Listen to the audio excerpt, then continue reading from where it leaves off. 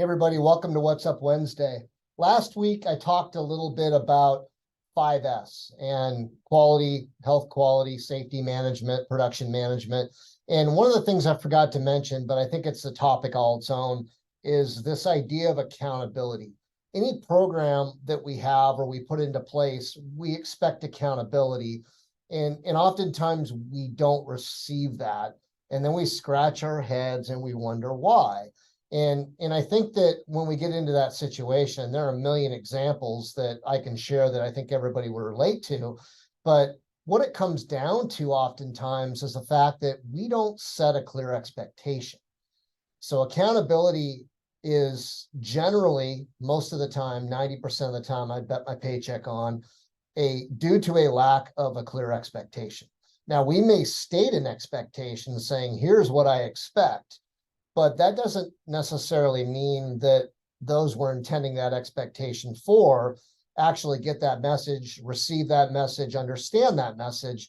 And in the long run, their interpretation becomes different than what our true expectation was. And then that results in a lack of accountability, at least the way that we view it. We did not get the result we were looking for. So I think it's important as leaders, as managers, that when we don't get accountability or we perceive a lack of accountability, that we need to go back to expectations. And instead of coming in with a blame approach, trying to find out why that expectation wasn't met, I think we should be asking questions around whether or not whoever it was, a group of people, an individual, understood that expectation. And if they didn't, it's a coaching opportunity. It's a moment that we can utilize to figure out how to better communicate. And keep in mind that we all communicate in different ways, especially now.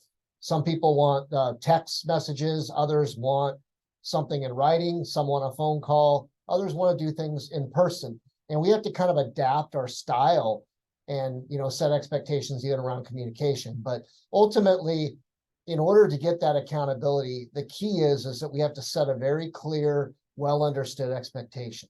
If we don't do that, we're likely to be disappointed. And again, that's an opportunity for us to look back and ask some questions and identify where the problem occurred so we can prevent it in the future. So hopefully that helps. Appreciate your time, and we'll see you next Wednesday.